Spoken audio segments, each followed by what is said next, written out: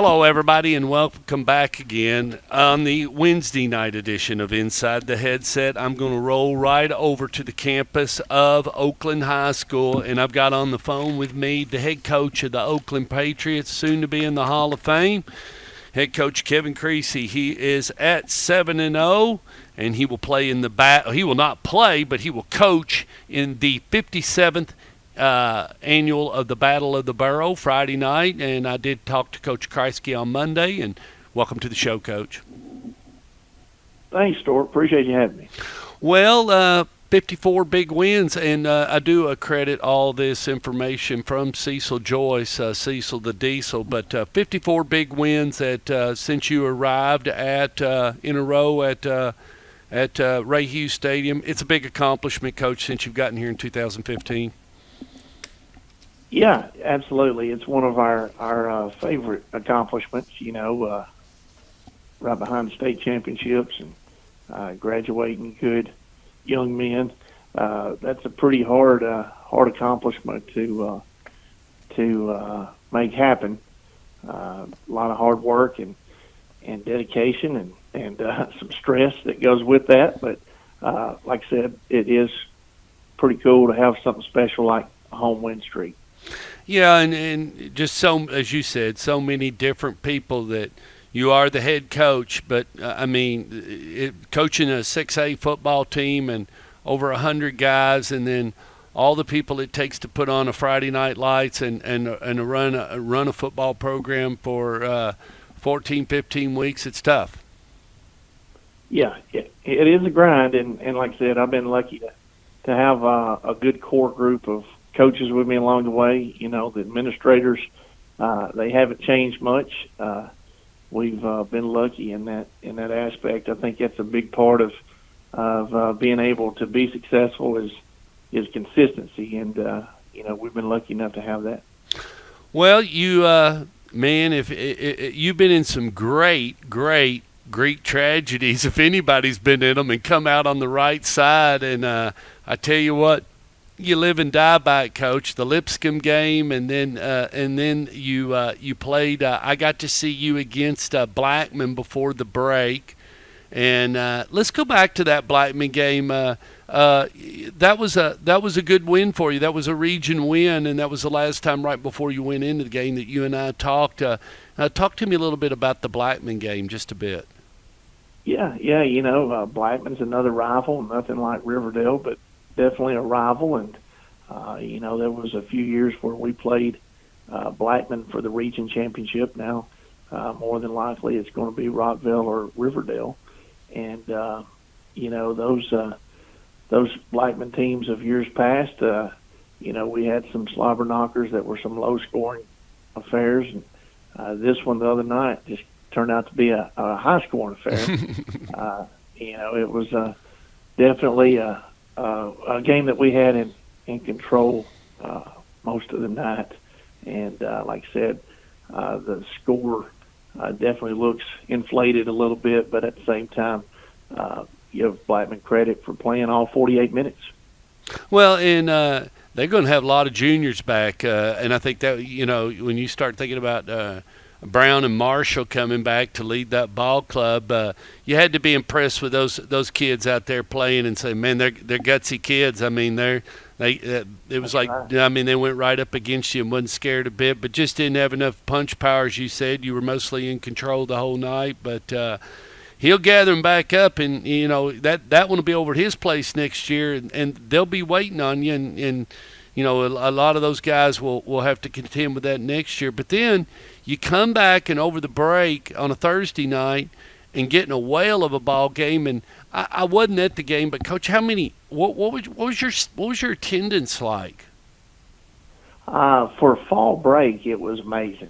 Now I'll say it was nowhere close to the attendance that we had at Lipscomb Academy when we played each other. But knowing that a good part of our school and half our town was probably on vacation somewhere in Florida, we did have a good crowd, and it was a nice environment. But again, it's hard to have a good environment over fall break.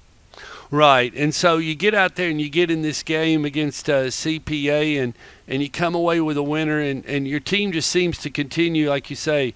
It's you're the third and the fourth quarter storybook and everything has been your two biggest quarters. But it wasn't against Blackman. You got out in a hurry against them. But talk about just the CPA game and what you felt like the Oakland Patriots learned about that game. Here at the midpoint of the season. Yeah, the Blackman game, like I said, we really scored 84 points. Unfortunately, 21 of them were taken away by flags. Right. So to say that we played a cleaner game the next week would definitely be true. Okay. We faced a good opponent that got us behind, very similar to Lipscomb. We had to fight from 2 scores down, and our guys did that. Here's the thing that I like about our guys. They keep fighting, and they play hard. That's the best compliment a coach can get, They play hard. And, they may not do everything exactly like you want them to, but as long as they're going 100 miles an hour and playing hard, we're proud of the effort.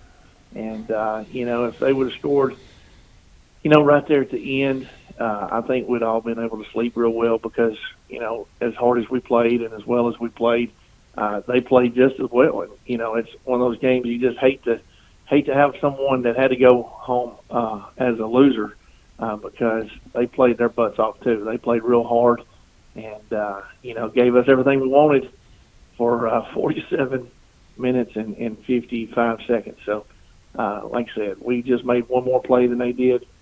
They did a lot of things well against us, but like I've always said, playing good people kind of exposes some things and reveals some things that playing some of these other opponents really don't bring to light like playing a quality team coached by Ingle Martin or Trent Dilfer.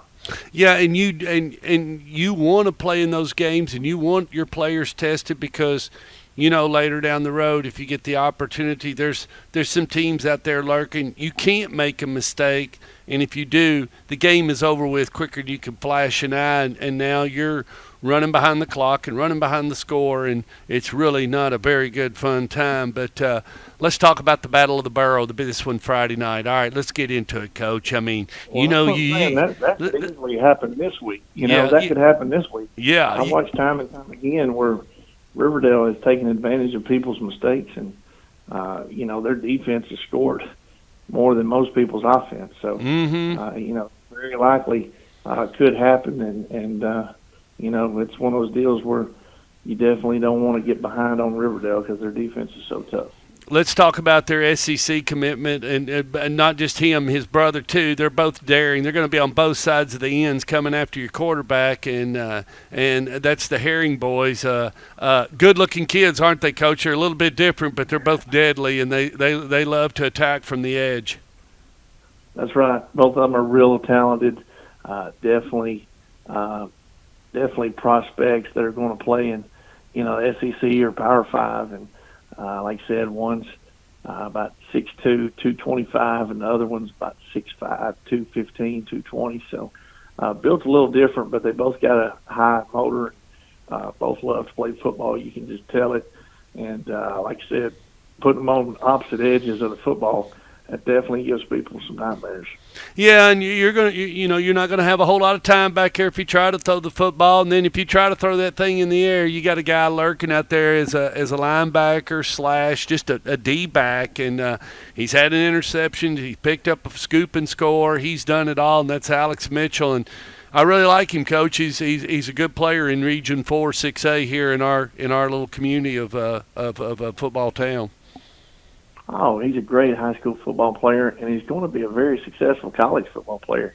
I remember last year, just talking to Coach Creasy about how is this guy not committed yet? Yeah. And, part of what he was like, well, he's just a junior. I'm like, oh, my goodness, he's just a junior.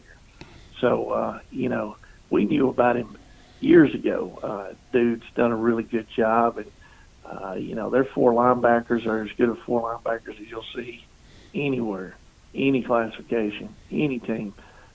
So yeah, they've got great defense, and I love what they're doing on offense. Special teams are always solid. I think Coach Creasy coaches those. But you look at the strength of their team, you got to start by talking about those linebackers. Yeah, and then got a solid quarterback. He ain't going to make many mistakes. And then you talked about special teams. Got a freshman kicker. He's had a good season. I mean, he's done some things really well. And to get out there and kick as a freshman in a high school football game and not even be able to drive a car, you're expecting a lot out of him, aren't you, Coach? Yeah, he comes from good stock. I used to coach, I taught with his dad over there for a year, and I know that he's probably always been kicking a ball since he was walking. But, yeah, they got a solid program. There's a reason they're undefeated. Coach Holcomb does a good job, and, you know, his son runs the offense really well.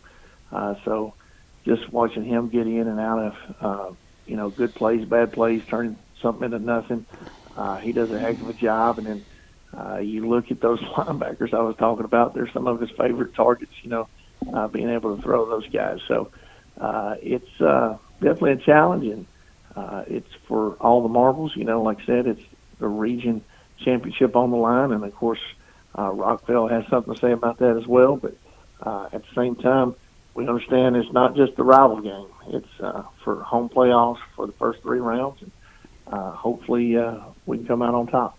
Yeah, and that's just it. You know, you want to try to protect it. That'll give you the berth. If you can do it Friday night, that will that'll set the table for the first 3 games. But you'll have to win all of them. You know, and you know that. So, but you're really looking forward to the 57th meeting, and if you can win, it'll be win 55 at Ray Hughes Stadium. The speed limit, and of course 54 was easy to remember. That's Sonny Gray's number. So those figures all supplied from the desk of Cecil Joyce, but we want to give him credit.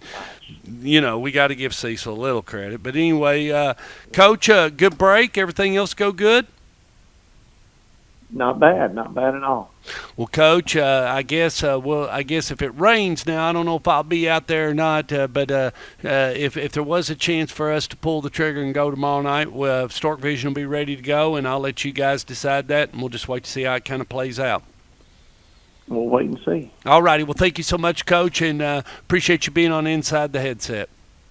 All right, thanks. Thanks.